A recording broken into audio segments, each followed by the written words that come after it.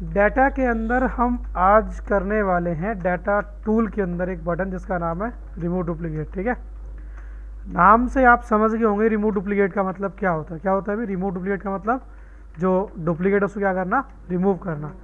अक्सर जब हम डाटाबेस बनाते हैं तो बहुत बार उसके अंदर कुछ ना कुछ डाटा जो है वो क्या हो जाता है, डुप्लीकेट आ जाता है।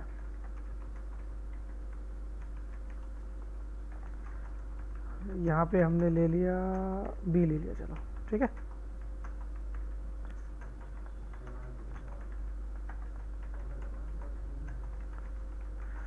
ए की एज 22 है, इसकी 55 है, इसका मतलब दोनों व्यक्ति के अलग अलग है। बी की एज 33 है, इसकी 55 है, इसकी 33, इसका मतलब दोनों व्यक्ति क्या हो गए, सेम हो गए। सही कह रहा हूँ। सी की एज 44 है, इसकी 66 है और इसकी 41, का मतलब ये व्यक्ति भी क्या हो गया, सेम हो गया।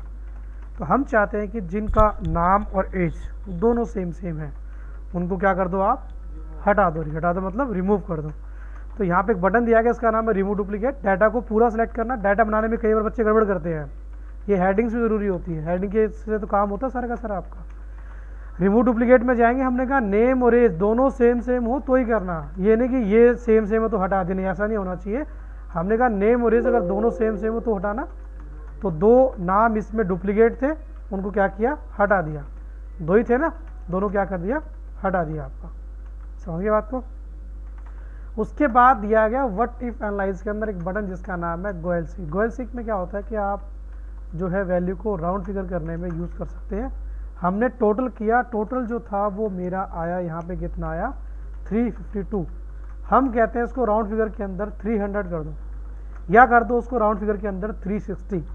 अगर मैं 300 करूँगा तो मुझे दो जो है क्या करना पड़ेगा, इन्हीं किसी एक में से माइनस करना पड़ेगा। या तो मैं इसको 20 कर दूँ, या इसको 31 कर दूँ, या इसको 42 कर दूँ, या इसको 53 कर दूँ, कुछ भी कर दूँ।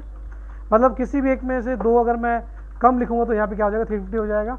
और ऐसे अगर मैं ये कहूँ कि मुझे अगर इसको 360 करना है तो इन्हीं किसी एक में से मुझे क्या करना पड़ेगा, 6 प्लस करना पड़ेगा। जैसे इसको मैं 50 कर दूँ या इसको 61 कर दूँ। ठीक है, तो ये आपको मैनुअली सोचना पड़ रहा है, लेकिन यहाँ पे आपको सिस्टम अपने आप करके देगा। करना क्या है, सबसे पहले यहाँ पे ध्यान रखना फॉर्मूला यूज़ होना चाहिए। उसके बाद जाना गोयल सीक के अंदर। सबसे पहले पूछता है सेट सेल, किस सेल में चेंज करना है। हमने कहा B10 में चेंज करना है। सेल सेलेक्ट हो गया।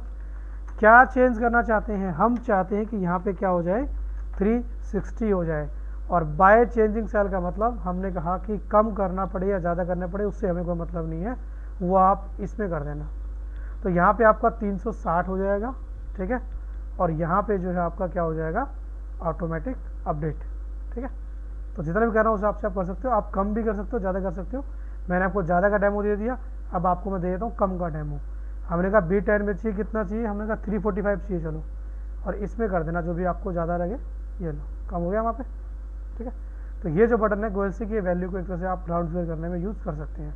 उसके बाद दिया गया डाटा टेबल। टेबल का मतलब यहाँ पे है पहाड़े से।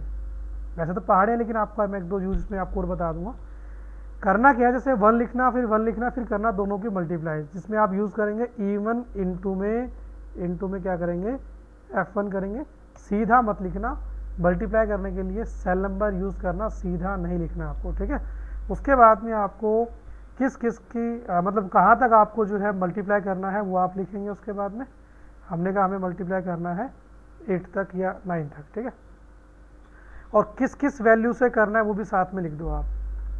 जरा थोड़ा ध्यान देना, हम क्या करना चाह रहे हैं, हम ये करना चाह रहे हैं कि इस वैल्यू को इससे मल्टीप्लाई करें तो क्या आएगा, इससे मल्टीप्लाई किया तो क्या आएगा, इससे मल्टीप्लाई तो क्या आएगा। मतलब एक तरह से हम टेबल लिखना चाहते हैं। अब एक बार समझो, उसके बाद फिर इसका एक दो यूज़ और ही बता दूंगा।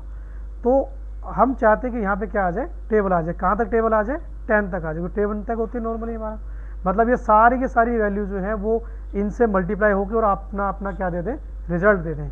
एक चलो हम यहाँ से हटा जाते हैं। ठीक है, करने का प्रोसेस ये कि पहले 1 लिखना, फिर 1 लिखना, फिर उसके बाद क्या करना, दोनों को यहाँ पे मल्टीप्लाई करना है। ठीक है, मल्टीप्लाई करने के लिए क्या करेंगे, सेल नंबर यूज़ करेंगे। जहाँ मल्टीप्लाई किया है वहाँ से जो एरिया है वो सिलेक्ट करना स्टार्ट करना। उसके बाद जाना किस में जाना, आप डाटा टेबल के अंदर। डाटा टेबल में जाओगे तो यहाँ से यहाँ पे आपको पूछता है, क्या पूछता है, रो इनपुट सेल, और एक आपसे पूछता है कॉलम इनपुट सेल। रो में और कॉलम में आपको क्या डालना है, यहाँ पे आपको वो दो सेल डालने हैं जिन दो सेलों की आपने मल्टीप्लाई की थी। एक सेल मैंने मल्टीप्लाई के यूज़ किया था E1 और एक यूज़ किया था F1। ऊपर अलग और नीचे अलग, दोनों को यहाँ पे आपको याद देना है, टाइप कर देना है।